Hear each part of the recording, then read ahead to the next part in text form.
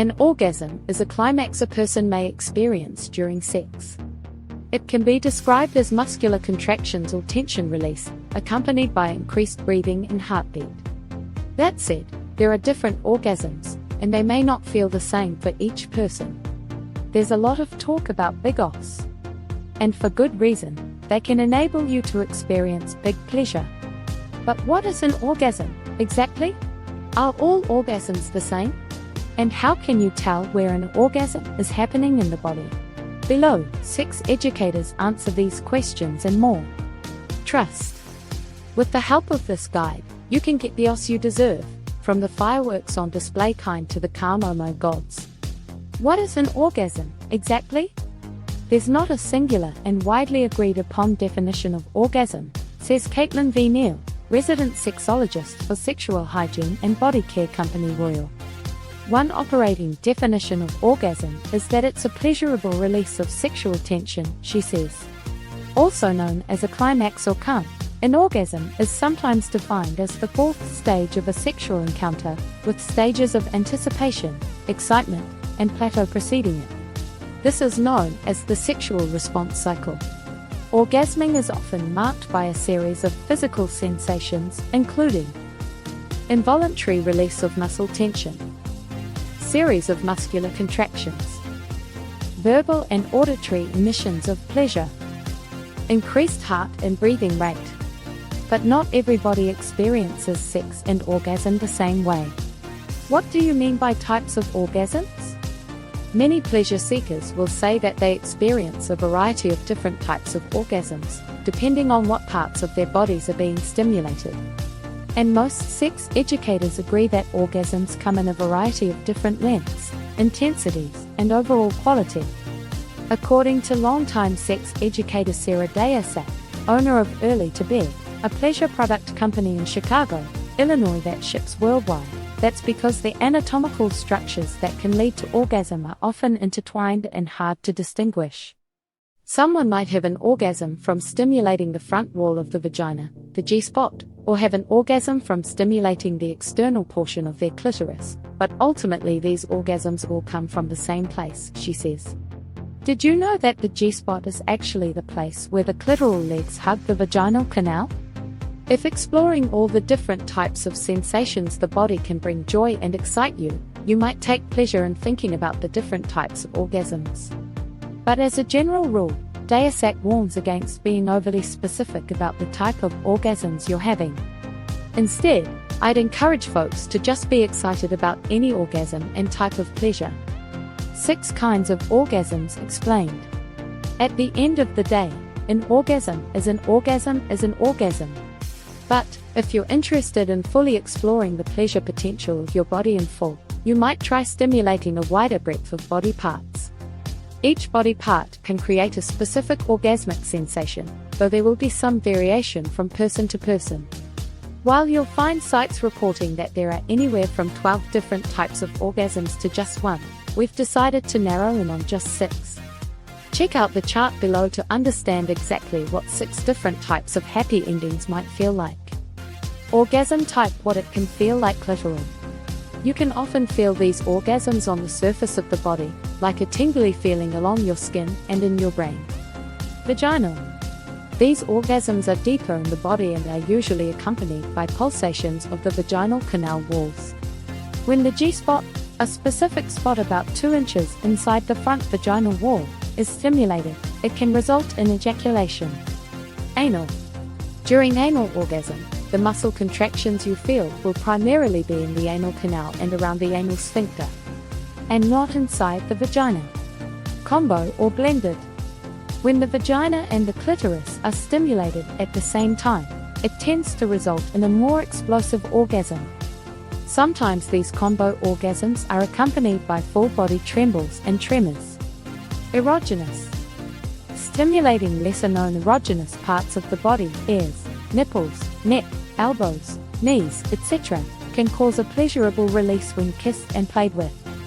Some people describe the orgasm that follows as being more full-body, compared to other kinds of orgasms. Convulsing. Convulsing orgasms are orgasms that result in the pelvic floor muscles convulsing over and over and over again really quickly. These orgasms usually happen after a long build-up. Neil suggests doing this by edging yourself, meaning getting yourself close to orgasm without going over repeatedly. Bringing yourself to orgasm is a bit like making cookies.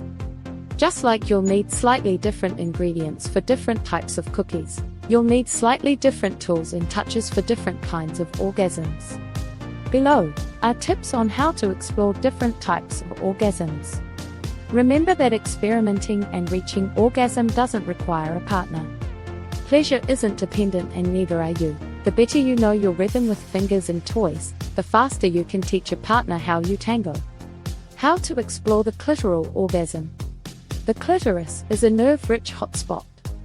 The external portion of the clitoris peeks out from the tip-top of the vulva and is often covered by a hood. One of the best ways to stimulate the external portion of the clitoris is by gently rubbing with the fingers, palm or tongue in a back and forth or circular motion.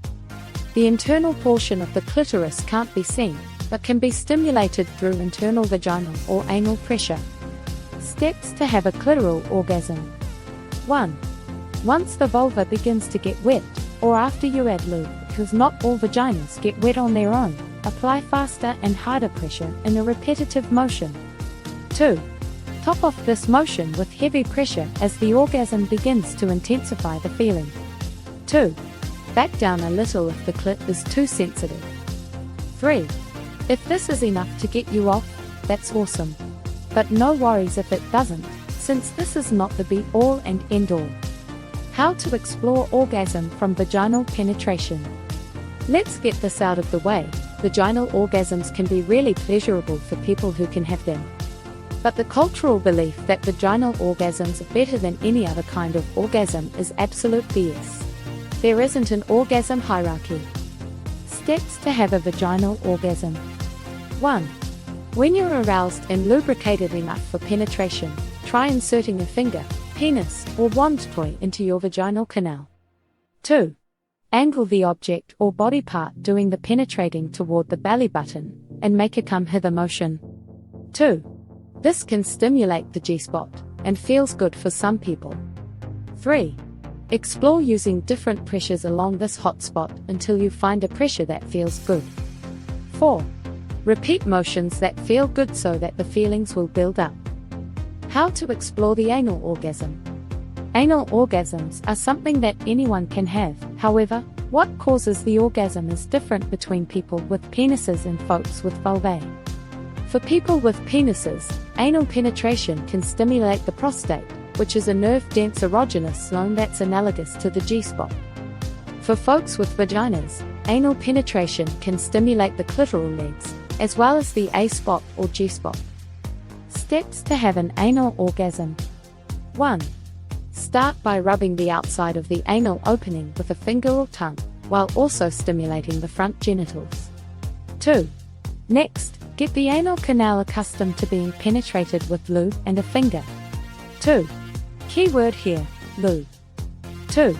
Butts don't naturally produce lubricant, and the tissues in the anal canal are very delicate, which means the area is very prone to micro-tears when there's inadequate lubrication. 3. Experiment with tapping, circling, and pressing against the wall. How to explore the combo or blend orgasm.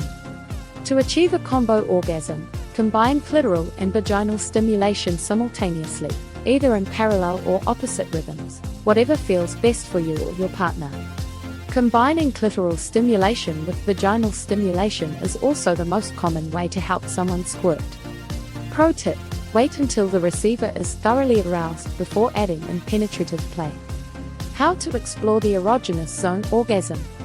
Erogenous zone orgasms are achieved exclusively through a lot of experimentation. You may be able to orgasm from kisses on your neck, teeth on your nipples, or fingers on the inside of your elbows.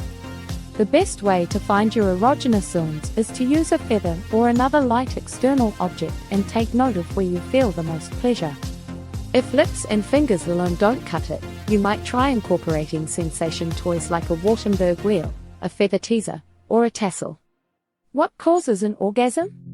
An orgasm is caused by the buildup of tension in the nerve cells, explains Neil. When that tension releases, you can experience an orgasm. You can think of an orgasm as being caused by an immense amount of pleasure in the nerve endings reaching a point of overwhelm, she says. The female orgasm versus the male orgasm. Curious about the differences between the orgasms a vagina owner can have and a penis owner can have? Less than you might guess, according to Neil. All orgasms are similar, and all orgasms are slightly different, she says. Typically, the orgasms vagina havers experience are longer lasting, approximately 20 to 35 seconds, than the orgasm a penis owner has, usually under 15 seconds. Neil adds that it's important to remember that ejaculation and orgasm are different. Male orgasm and male ejaculation are two different biological processes that need not happen concurrently, she says. Many penis owners are able to reach orgasm without ejaculating, and report these orgasms as being similar to the orgasms a vagina owner has. The most important ingredient for orgasm: communication. Communication?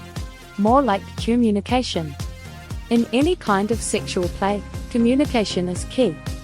Not only does communicating enable you to ask for ongoing consent, required by law, but telling a partner what you want, how, and where is the best way to ensure maximum pleasure. Remember, a sexual partner isn't a mind reader, even though you might want them to be. You'll move, talk, and then talk some more. The bottom line. The above orgasm explanations are great starting points, but sex doesn't have a manual. That's why exploring in the moment and learning what your body loves and doesn't love is absolutely key. And remember, not all sex requires an orgasm, and orgasms don't mean the sex is great. Bodies are different. Pleasure is different. Orgasms are different. And the path it takes to get there is all about experimenting, communicating, and trying again. Allow yourself to soak in the sensations of the pleasure process just as much, or even more than, the finale.